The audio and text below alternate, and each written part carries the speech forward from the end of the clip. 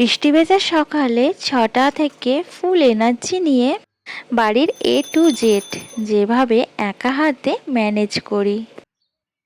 শুভ সকাল বন্ধুরা, কেমন আছো তোমরা সব? আশা করি যে যেখানে আছো সবাই খুব ভালো আছো, সুস্থ আছো, আর আমরাও কিন্তু খুবই ভালো আছি। আজকে হচ্ছে বুধবার, তোমাদের সবাইকে সাথে নিয়ে বৃষ্টি ভেজা একটা সকালকে সাথে নিয়ে আজকের ব্লগটা শুরু করলাম। আজকে সকালটা শুরু করলাম, বাইরে দেখো কি পরিমাণে বৃষ্টি, আর তার সাথে হাওয়াও দিচ্ছে অল্প অল্প। গুড়ি গুড়ি বৃষ্টি কিন্তু হয়ে যাচ্ছে, একটু পরপর করে ঝমঝমিয়ে বৃষ্টি আসছে। সকালবেলায় উঠে দেখি এই অবস্থা। আজ ঘুম ভেঙেছে 5:30টার সময়। তো জানালার ধারে বসে বসে বাইরেটা দেখছিলাম, বেশ বৃষ্টি পড়ছিল আর বেশ ঠান্ডা ঠান্ডা হাওয়াও দিচ্ছিল। এখন না ফ্যান আর অত জোরে চালাতে লাগে না, কারণ ঠান্ডা ঠান্ডা বেশ হাওয়া লাগে। তো না চালালেই ভালো হয়, তো দুষ্টুটার জন্য ফ্যানটা চালাতে হয়, কারণ ওর প্রচুর গরম। না চালালেই ফ্যান ও পুরো ঘেমে স্নান করে যাবে, তার জন্য আস্তে করে চালানো হয়। 2-3 দিন ধরে আমাদের এখানে প্রচুর বৃষ্টি হচ্ছে, তার সাথে বেশ ঝড়ও মতো হচ্ছিল কালকের দিকে, ভীষণ গাছটা সব পড়ে যাচ্ছিল। আজকে হালকা হালকা হাওয়া দিচ্ছে। তোমরা তো দেখলে আমি ডাল ভিজিয়ে রেখেছিলাম, তো ওটা হলো তরকা ডাল, আমি কাল রাত্রে ভিজিয়ে রেখেছিলাম। আগের দিন রাত্রে ভিজিয়ে রাখলে ডালটা তাড়াতাড়ি সেদ্ধ হয়ে যায়, একটা দুটো সিটি মারলেই ডাল পুরো সেদ্ধ হয়ে যায় ভালোভাবে। তো ডালটা দেখো আমি সিটি দিয়ে সেদ্ধ করে নিলাম। আমি এখন এবার চলে এসেছি পেঁয়াজ আর একটু আদা রসুন কাটতে। তরকা ডালে একটু আদা রসুন পেঁয়াজ লঙ্কার কুচি না দিলে না ভালো লাগে না। তো তার জন্য আমি সব কেটে নিয়ে এবার তরকা ডালটা রান্না করে নেব। তো আজকে অনেক দিন পর তরকা ডাল রান্না করছি। দাদাভাই না প্রিয় একটা খাবার তরকা ডাল, খুব ভালোবাসে এগ তরকা খেতে। সকাল থেকে তো উঠেই দেখি বৃষ্টি হচ্ছে, তো বৃষ্টির জন্য না দুষ্টটাকে আর ডাকিনি। ভাবলাম যদি বৃষ্টিটা থামে তাহলে ওকে ডেকে রেডি করিয়ে দেবো স্কুলে যাওয়ার জন্য। তো বৃষ্টি তো থামার নামই নেই, বৃষ্টি কুড়ি কুড়ি হয়েই যাচ্ছে। তো এই বৃষ্টিতে না স্কুলে গেলে না পুরো ভিজে যাবে, রেনকোট পরলে ঘেমে পুরো ভিজে যায়। আর তার উপরে বাইকে করে যেতে গেলে না এই সিটে জল পড়ে, প্যান্ট ট্যান্টগুলো সব ভিজে যায়। তার জন্য আর পাঠালাম না। আর আমারও আনতে যাওয়ার সময় পুরো ভিজে যেতে হয়। আগের দিন তো আমি পুরো ভিজে বাড়ি এসেছি। আর এমনিতেও বৃষ্টি হলে না তেমন বাচ্চা আসে না স্কুলে, খুব অল্প বাচ্চা আসে, কেউ পাঠাতে চায় না বৃষ্টি হলে। আর এদিকে দেখো আমার তরকা ডালটা পুরো রেডি হয়ে গেছে।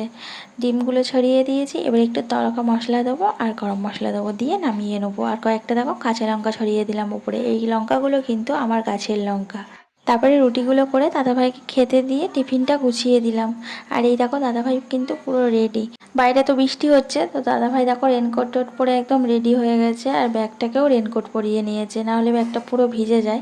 আর ব্যাগের ভিতরে টিফিন থাকে, তারপরে আরও কাগজপত্র থাকে, বাইকের অন্য কাগজপত্র থাকে, সব ভিজে যায়।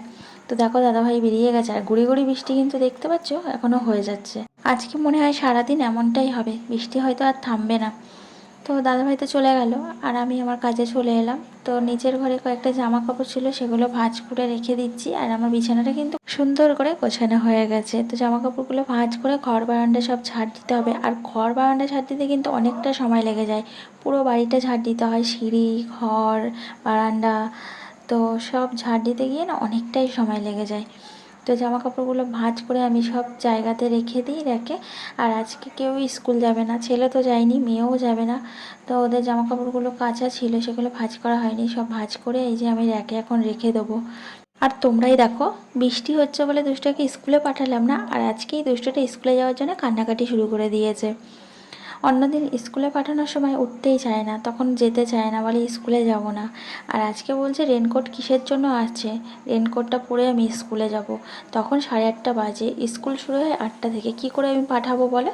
কান্নাকাটি শুরু করে দিয়েছে। তো আমি ওকে কোলে টোলে নিয়ে অনেক আদর যত্ন করে বোঝালাম, তারপরে বুঝলো। তো ওকে আমি রুটি আর তরকা ডাল দিয়ে এলাম, ও খাচ্ছে ওপরে। আর আমি এই যে নিচের ঘরে এসে ঘর দুয়ারগুলো সব গুছিয়ে ঘর বারান্দা সিঁড়ি সব ভালো করে ঝাড় দিয়ে নিচ্ছি। নিচের ঘরে কাজগুলো কমপ্লিট করে তারপরে ওপরে যাব, ওকে একটু পড়তে বসাবো, আর ওপরে ঘরে কাজগুলো কমপ্লিট করে নেবো। আমি কিন্তু কদিন ধরেই তোমাদের কাছে জানতে চাইছি যে তোমাদের ওদিকে কেমন বৃষ্টি হচ্ছে, কমেন্টস করে জানিও। কিন্তু কিন্তু তোমরা কোনো বন্ধুরাই জানালে না যে তোমাদের ওদিকে কেমন বৃষ্টি হচ্ছে। এভাবেই তো আমি একটু জানতে পারবো তোমরা যদি বলো, আর তোমরা যদি না বলো তাহলে আমি কি করে জানবো বলো? তো যাই হোক, দেখো আমি ঘরগুলো পুছতে চলে এসেছি। আর এই বর্ষার সময় না ঘর পুছতে একদম ভালো লাগে না, কারণ কি বলো তো, ঘর যতই শুকনো করে পুছি না কেন একদম শোকাতে যায় না, স্যাঁত স্যাঁত করে। আর রোদ্দুর যখন ওঠে ঘর পোছার সাথে সাথেই জল জল করে পুছলেও সাথে সাথে শুকিয়ে যায়। আর বর্ষার সময় একদমই শোকাতে চায় না। আজকে তো বাইরে অনেক বৃষ্টি হচ্ছে, তার জন্য আমি শুকনো করে একেবারে ঘর দুয়ারগুলো পুছে নিচ্ছি, দেখেই বুঝতে পারছো। তো নিচের ঘরের কাজ কমপ্লিট করে চলে এসেছি ওপরের ঘরে। ওপরের ঘরে এসে ওপরে বিছানাটা আমি সুন্দর করে গুছিয়ে নিচ্ছি। দুষ্টুটা দেখো লাফালাফি করে চাদরটা পুরো তুলে দিয়েছে, তো সেই চাদরটাকে এখন আমার চারিধার গুজে তারপরে বিছানাটা গোছাতে হবে। বিছানা গুছিয়ে ঘর বারান্দা ঝাড় দিয়ে এই যে আমি এখন ব্রাশ করছি। সবার জন্য সময় বার করলেও নিজের জন্য সময় আর বেরায় না। সবার কথা ভাবতে ভাবতে নিজের কথা ভাবা ভুলেই গেছি। তারপরে এই যে হাজার বৃষ্টি হলেও হাজার কিছু হলেও আমাকে যে ছুটতে হবে একদম নিচে জল আনতে। রান্নার জল খাওয়ার জল কিছুই নেই, সব ফুরিয়ে গেছে। তো রান্নার জল খাওয়ার জল ভরে নিয়ে এলাম এই বৃষ্টির মধ্যে। আর এদিকে দেখো দুষ্টুটা দরজাতে এঁকে কি করেছে। বাইরেটা আঁকতে ওকে বারণ করে, আমি বলি ভিতরের দিকে যত খুশি আঁক, ও শুনে না। সেই বাইরেটা এঁকে দেখো পুরো ভর্তি করে রেখেছে। আর কেমন একটা বাজে লাগে না দেখতে। তো দরজাটা পুরো ভালো করে আমি জল পোছা মতো করে নিয়ে তারপর শুকনো একটা ন্যাকড়া দিয়ে পুছে নিচ্ছি। আমি যত পুছছি আর বদমাসটা দেখো তত আঁকছে। আমি এই করে 4-5 বার পুছলাম আর ও 4-5 বার ওরকম আঁকছে, এত বদমাস। তারপরে স্নানটা সেরে নিলাম। আর জামা কাপড় ছিল না কাচার, তো 2-1টা জামা কাপড় ছিল, সেগুলো ধুয়ে দিয়েছি। বৃষ্টি হচ্ছে, মেলবো কোথায়, আর শুকাবেও না। কালকে কাচা ধোয়া করে জামা কাপড় মেলে দিয়েছি, সেই জামা কাপড়গুলো এখনও শোকায়নি, বুঝতে পারছো। তাহলে আজকে জামা কাপড় কেচে কোথায় মেলবো, আর শোকাবেও না।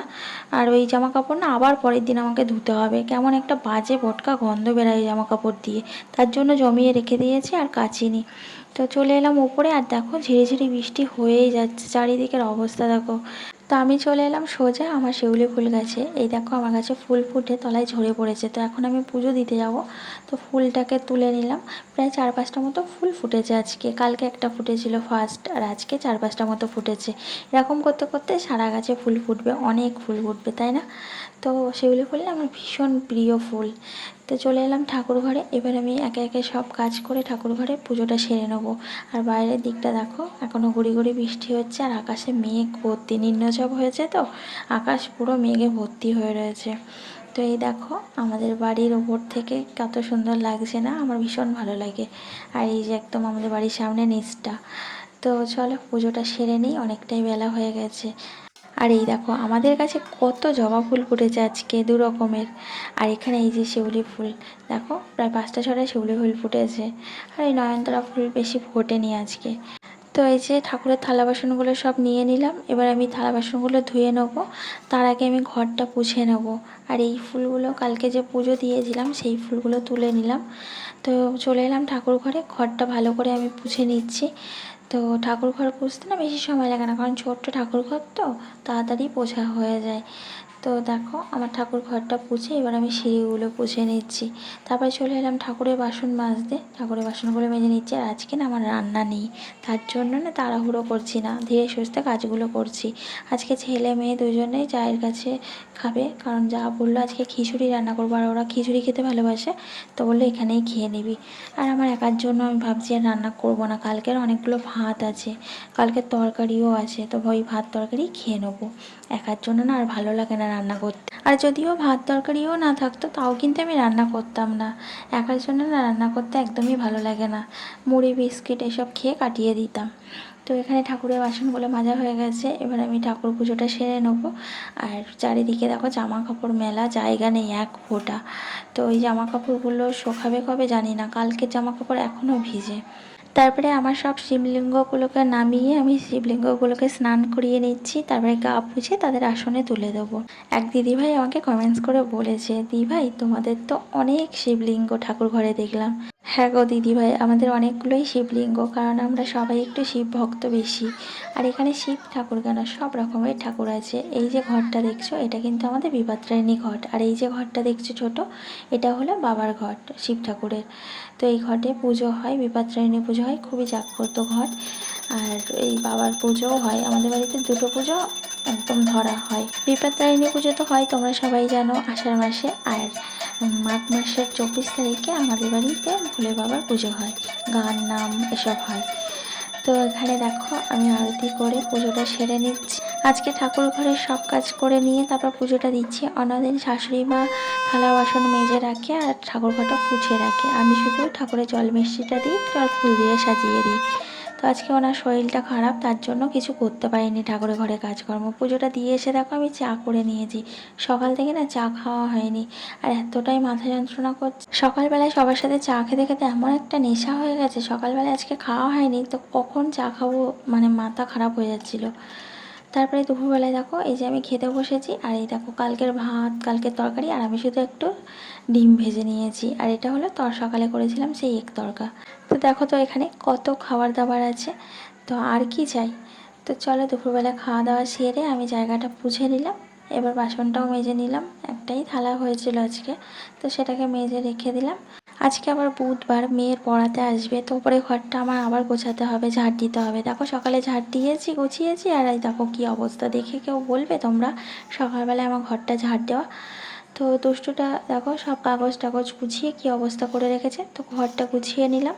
তারপরে এই যে আপেল কেটে নিয়েছি, আপেল খেতে না আমার ভীষণ ভালো লাগে। তো আপেল ছিল, সেই আপেল কেটে নিয়ে আমি ছাদে একটু ঘুরছিলাম আর খাচ্ছিলাম।